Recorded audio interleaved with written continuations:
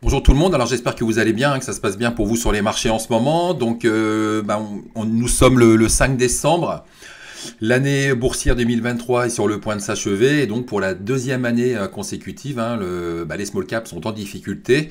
Le compartiment des small caps va finir en baisse, sous-performe largement par rapport au CAC 40 pour la deuxième année consécutive. Donc en 2022, l'indice small cap avait terminé en baisse de 19,6%. Là, donc au 5 décembre, l'indice small est à moins 10.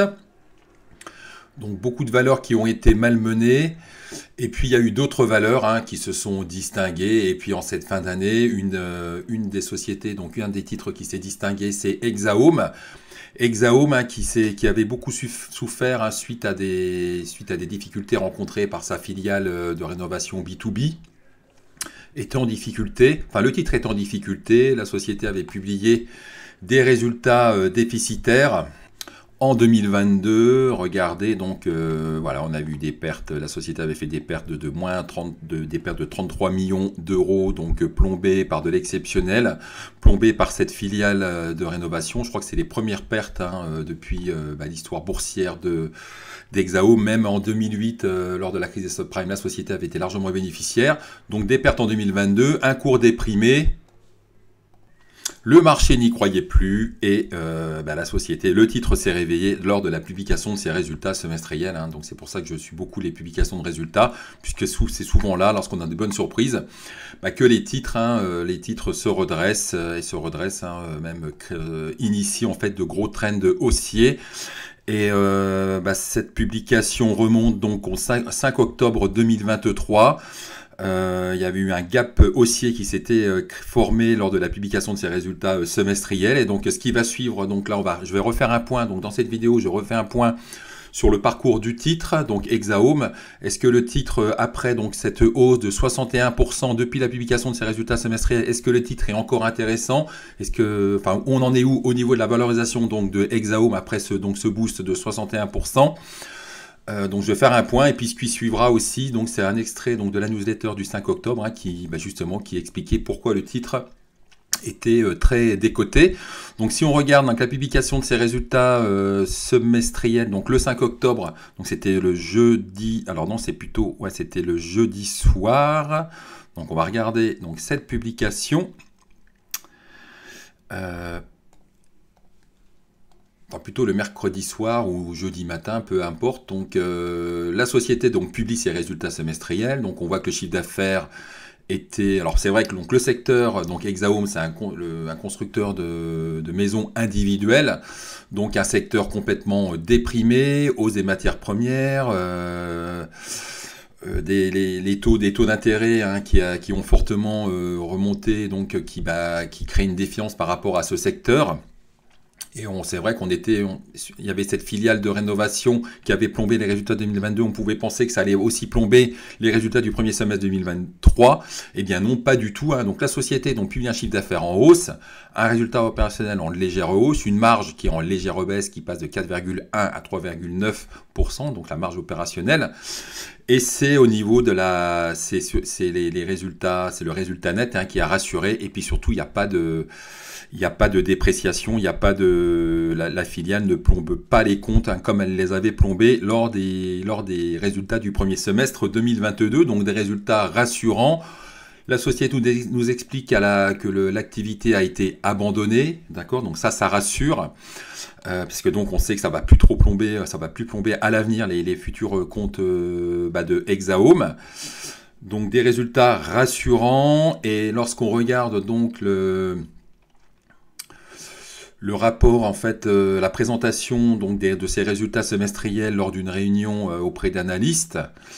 Alors déjà, la société nous rappelle alors je ne sais pas si c'est dans ce document qu'elle nous rappelle qu'elle est un des leaders, un des leaders mondial, un des leaders français, pardon, de la construction de la maison individuelle. Et puis surtout, lorsqu'on va creuser, donc là on reprend les résultats, sont de nouveau mis en avant, présentés différemment.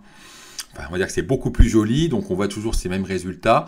Et surtout, vraiment, moi, ce qui m'a vraiment très intéressé dans cette publication, c'est la santé financière de la société. Et surtout, c'est la santé financière, la trésorerie, la forte hausse de la trésorerie, avec une trésorerie qui est en hausse de 20 et quelques millions d'euros, donc qui passe de 51 à 71,5 millions d'euros. Alors on ne sait pas si cette trésorerie leur appartient à tous ou si ça correspond à des avances de leurs clients, hein, donc les clients donc, qui font des réservations, etc., de maisons. En tous les cas, on avait une trésorerie donc lors du 5 octobre, hein, lors de la publication du 5 octobre, qui atteignait 71 millions, alors que la capitalisation du moment, enfin à l'époque, atteignait 90 millions. Donc on avait une valeur d'entreprise de 20 millions, grosso modo. Et puis surtout, donc, si on reprend donc ces résultats semestriels, donc sur le premier semestre, alors qu'on regarde le document, bon, on peut même se dire que finalement, peut-être que les résultats du S2 seront peut-être même inférieurs à ceux du S1. Bon, la société nous explique quand même qu'elle a atteint un point bas. Donc le document, je mettrai le lien. Je mettrai le lien de ce document vers ce document sous le titre de cette vidéo. Donc là, si on table, donc on avait un RN de 14,7 millions sur un semestre, même en étant un peu plus pessimiste sur la deuxième partie de l'année, en étant plus prudent, en faisant des estimations, on va dire, prudentes. Eh bien, la société est tout à fait capable, est tout à fait en mesure de nous dégager un RN autour des 25 millions. Donc 25 millions, alors que la société avait une capi de 90 millions, eh bien la société se payait sur un PER de 3,6 et en plus elle avait une trésorerie qui couvrait 80% de sa capitalisation boursière. Donc lorsqu'on voit ça, lorsqu'on voit ce genre de publication, lorsqu'on voit justement un très faible PER et puis surtout une trésorerie qui couvre 80%, puisqu'on était sur une capi de 90 millions, une trésorerie de 70 millions, donc cette trésorerie couvrait 80% de la capitalisation, là, faut pas trop réfléchir. En tout cas, c'est ce que j'ai fait. J'y suis allé. Alors, j'y suis allé, on va dire, assez prudemment au final, au vu de cette publication, puisqu'à l'époque, le compartiment des small caps était complètement déprimé. Donc, alors c'est vrai que dans le cadre de l'offre premium, j'en informe tout de suite mes abonnés dès le matin, en fait.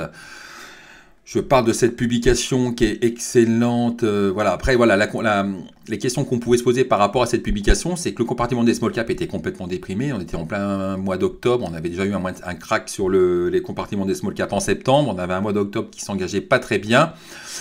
Donc moi, j'initie une ligne, sachant que donc, pour tenir compte de ce compartiment donc déprimé, je vais plutôt prudemment. Donc première ligne ici, donc ça c'est j'avertis dans le cadre de l'offre premium, première ligne initiée ici, donc c'est ce que j'explique, c'est que la liquidité c'était fortement réduite, puisqu'en plus on avait un spread dans le carnet d'ordre qui était entre 1 ou 2%. Je renforce ici, je renforce encore plus tard, voilà, je crois que je construis 1000 titres.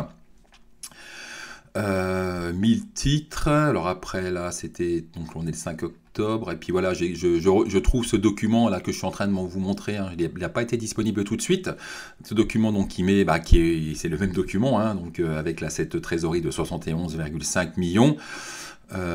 Donc là couvre, parce que on avait atteint le titre était en hausse de 10%, donc on était plutôt sur une capi de 100 millions, donc là la trésorerie couvrait 70% de la capi. Là je reprends, voilà, j'avais grosso modo 1000 titres, d'accord, donc j'en informe mes abonnés, etc. Et puis après, donc ça c'était le jeudi, et puis après le vendredi, le week-end, je reparle de cette valeur donc à mes abonnés, abonnés à la newsletter hebdo, pour justement expliquer là ce que je suis en train de vous expliquer. Donc vous verrez ce qui suit, hein. Donc c'est la newsletter. Donc le titre boost, et puis c'est vrai que quand on reprend après le parcours du titre, donc on voit que cette publication est absolument excellente. Elle met vraiment en évidence une sous-valorisation de la société Exaome, hein.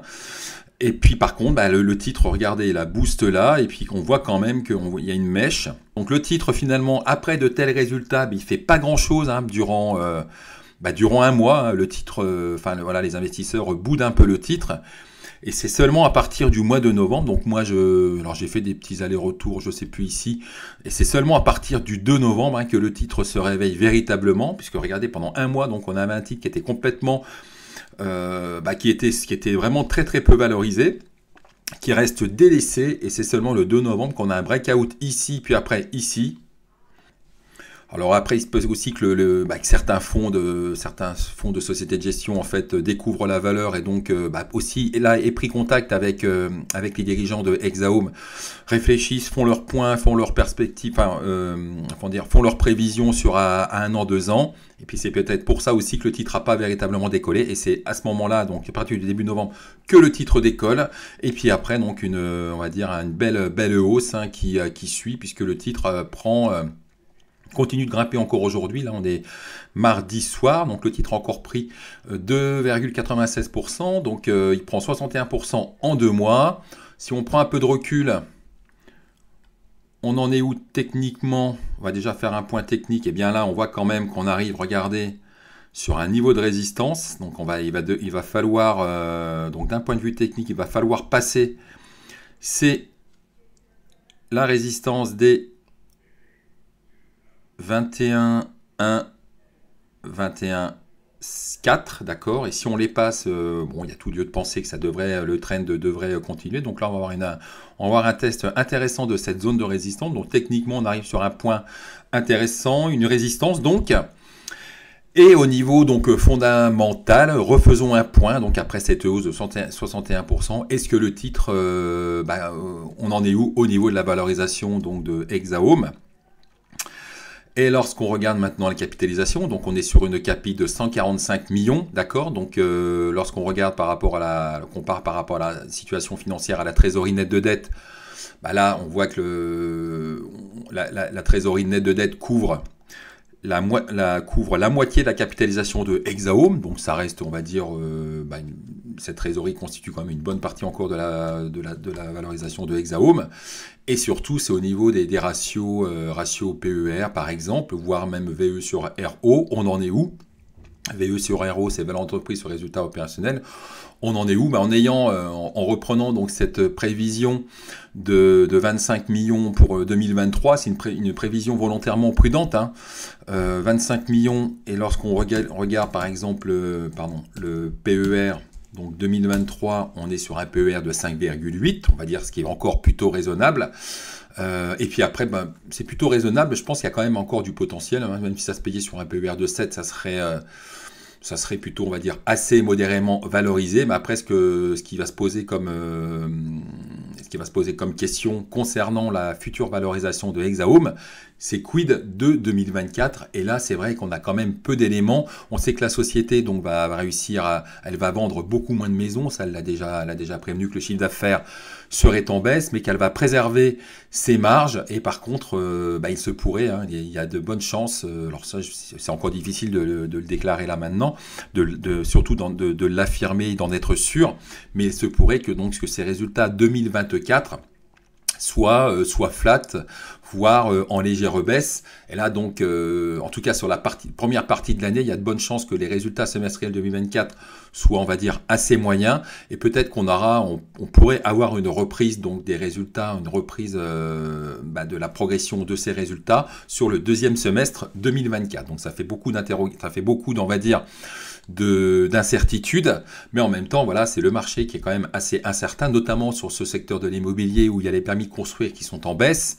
où les taux d'intérêt restent élevés, et là où encore il y a beaucoup de on va dire de ménages qui n'arrivent pas à emprunter suffisamment à cause de ces taux qui ont remonté. Donc il y a peu, honnêtement, donc par rapport à la valorisation actuelle, on est sur une valorisation, on va dire, relativement on va dire assez faible, mais qui tient compte aussi du manque de visibilité pour l'exercice 2024. Et même après, par contre, pour 2025, je pense que ça sera beaucoup mieux au niveau des résultats d'Exaome pour 2025, puisqu'en plus, la société a déclaré, ou alors c'était aussi, je l'ai vu écrit, qu'elle allait profiter justement des difficultés de petits concurrents pour les racheter et pour faire progresser encore ses parts de marché et pour grossir de nouveau et pour devenir encore plus gros donc, et pour faire décoller de nouveau son chiffre d'affaires et sa rentabilité. Mais ça ne sera pas avant, je pense,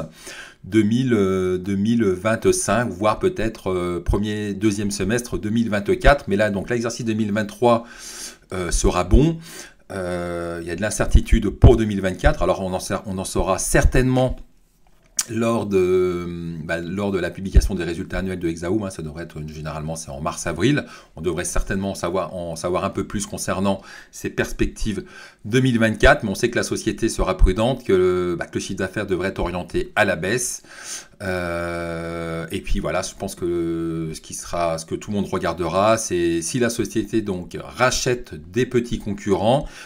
Et aussi si elle s'attend donc à une hausse de son chiffre d'affaires, hein, pour peut-être le deuxième semestre 2024. C'est voilà, parce que c'est ce que le marché recherche. Lui, il recherche aussi les sociétés qui font progresser leur chiffre d'affaires, hein. C'est vrai qu'il n'est pas tellement intéressé par les sociétés dont le chiffre d'affaires décroît, mais c'est vrai que pour le premier semestre 2024, on manque un peu en tous les cas, moi j'ai peu d'éléments, donc je vais pas essayer de raconter n'importe quoi. On n'a pas beaucoup de visibilité pour le premier semestre 2024, ce qui explique aussi donc que cette valorisation, parce qu'en plus là je suis parti sur une estimation basse au niveau du RN, tout à fait possible, hein, que la société par exemple vous publie un RN sur l'année de 28. En partant sur 25, bon, je prends pas trop de risques, hein, je prends pas trop de risques. On n'est jamais sûr de rien, hein, mais ce que je veux dire, c'est que ça voudrait dire déjà que sur le deuxième semestre, le RN en fait atteint 10 millions, 10,3 millions, ça veut dire donc un RN qui serait largement inférieur au RN du premier semestre. On regardera aussi lors des résultats semestriels du deuxième semestre, on regardera la marge, la tendance de la marge, parce qu'on voit comme que cette marge elle est en légère baisse, donc on regardera si on a un petit redressement de la marge sur le deuxième semestre 2023. Si on a un RN autour des 10, il y a de bonnes chances qu'on ait quand même une baisse de la marge, donc on verra. Beaucoup d'incertitudes, toujours difficile de faire des prévisions, mais en tous les cas, donc est-ce que le titre là est devenu cher?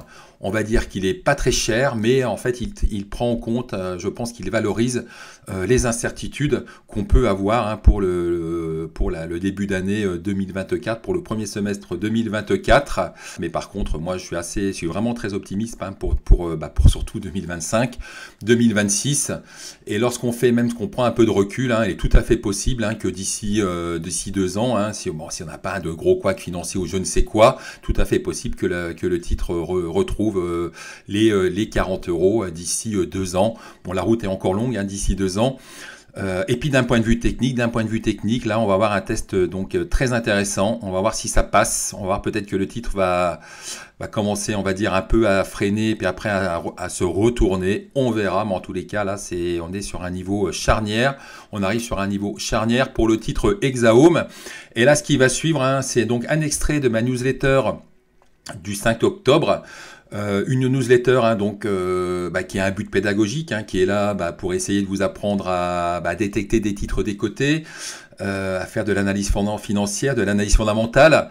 Donc cette newsletter donc traite de l'actualité des sociétés, je parle surtout des sociétés donc qui ont publié de bons résultats. Après qu'on a des sociétés qui déçoivent, j'en parle aussi, j'explique pourquoi ces publications sont décevantes. Et puis dans ces vidéos, hein, justement, j'analyse les chiffres quelques jours après leur publication, les résultats, les communiqués, les perspectives. Des fois, il peut y avoir quelques mots qui vont changer la donne, hein, sur les perspectives de la société. Parfois, il y a un mot ou deux qui peuvent tout changer dans le communiqué de la société. Donc tout ça, j'en parle dans mes vidéos newsletter. Je fais aussi des calculs de valorisation, on ouvre des bilans, on fait un point sur la macro, on monte des graphiques, il y a aussi des points techniques, des stratégies de trading qui sont aussi présentées. Donc il y en a pour tous les goûts, pour ceux qui aiment bien le fondamental, pour ceux qui aiment bien le trading.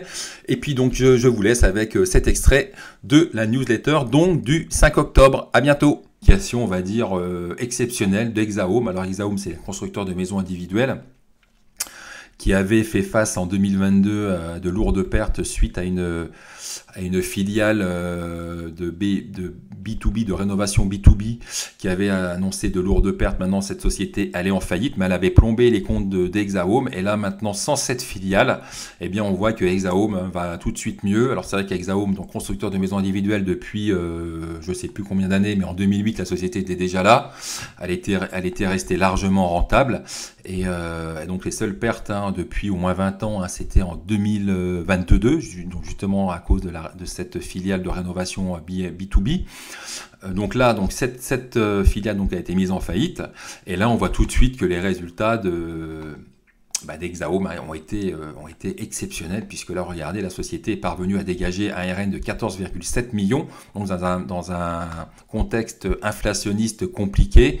Donc la société est fortement rentable, et en plus, quand on regarde le communiqué, alors on va regarder, de toute façon là on retrouve toutes ces données, que ce soit dans le communiqué ou dans la présentation de la société. Donc non seulement on a une forte rentabilité, mais en plus, là je vous ai mis la présentation donc, de ces résultats semestriels. On a une situation financière qui s'est encore renforcée. Donc c'est ce que j'expliquais aussi à chaque fois sur Hexaome, c'est qu'on a tous les acteurs du secteur comme AST Group qui est en grande difficulté. On a Capelli qui est fortement endetté, qui là est tout proche de la faillite, je pense. Mais à mon avis, elle devrait retrouver des partenaires pour se refinancer, etc. Mais là, on voit toutes les sociétés endettées du secteur souffrent. Et par contre, Hexaome, lui, il n'est pas du tout dans ce cas. Alors, je vous invite à aller voir ça. Si vous vous intéressez à cette société, là, vraiment, cette présentation est parfaite. Elle fait un très bon résumé aussi du secteur de la construction. Donc là, voilà, on a des bons résultats, mais ce que je voulais vous montrer, c'est la situation financière on a une capitalisation donc sur Hexaome de 100 millions, d'accord, et on a regardé une trésorerie de 170 millions. On a des dettes financières courantes et non courantes de 130, et ça nous donne derrière, on ne compte pas les dettes locatives. Alors c'est vrai qu'on les compte pas, là ils les ont pas comptées, mais ça a du sens de ne pas les compter. Et donc là on a une trésorerie nette d'endettement de 71 millions, donc une trésorerie qui augmente de 20 millions. 20 millions, est-ce que je voulais, et par rapport à comparer à une capitalisation de 100 millions, donc cette trésorerie nette de dette couvre 70% de la capitalisation boursière, donc c'est dire si c'est vraiment très peu valorisé. Et à côté de ça, en plus, on a une société qui devrait dégager, donc là ils ont dégagé 15 millions de RN, ou 14 millions, voilà, 7 sur un semestre. Même si on tape sur un petit ralentissement sur le deuxième semestre et sur 2023, la société de toute façon l'a annoncé, qu'il y aura des fortes baisses de volume en 2023, mais que la société devrait rester rentable. C'est vrai que les perspectives ne font pas rêver, mais en tout cas, ce qui est sûr, c'est que ce constructeur de la maison individuelle sera encore là l'année prochaine, dans 10 ans, et qu'en plus la société compte justement profiter de cette crise pour éventuellement racheter des acteurs en difficulté, puisqu'il va y en avoir un paquet. Et puis en plus, ce que la société nous explique, donc une marge opérationnelle qui est courante, qui est en progression, et qu'en plus, elle a certainement atteint un point bas au niveau de sa marge, puisque là, regardez, donc un premier semestre qui est encore impacté par un effritement de la marge, mais en plus, là, on a atteint un point bas, sachant en plus que le management est excellent. Donc vraiment, c'est une très très belle société. Alors c'est vrai que là, on est peut-être en bas de cycle sur cette société, puisque on a eu des hausses de taux d'intérêt, donc il l'explique, baisse des permis de construire, forte hausse des taux d'intérêt, donc il y a beaucoup de ménages qui ne sont pas solvables. Et lorsqu'on les taux vont commencer un peu à redonner du terrain, et là il y aura des ménages qui sont solvables et le secteur devrait repartir. Et c'est vrai que là on a beaucoup de news négatives sur le secteur. Alors en plus il y a tout ce qui est passoire énergétique, les nouvelles réformes, les nouvelles mesures prises par le gouvernement qui sont catastrophiques pour le secteur, les DPE, etc. Vraiment tout ça c'est catastrophique. On a des hausses de taux donc très fortes. On a vraiment un secteur complètement déprimé, et on a un acteur qui devrait ressortir de cette crise encore plus fort, encore plus gros, et encore plus, on va dire, incontournable, un acteur qui devrait être encore plus incontournable d'ici 2 ou 3 ans. Donc c'est vrai que la publication est excellente, une belle société. Vraiment, je vous invite à lire cette présentation qui est très claire. Et voilà, après voilà, les bémols, c'est qu'on a la baisse des volumes en 2023 va se faire sentir donc au deuxième semestre, l'année prochaine aussi en 2024. C'est vrai qu'on a un secteur qui est tellement déprimé que ça a du mal ils vont avoir du mal à attirer des investisseurs. Je pense qu'il y en a peu qui vont vouloir acheter des actions, mais d'un point de vue valorisation, c'est exceptionnel la sous-valorisation de cette société.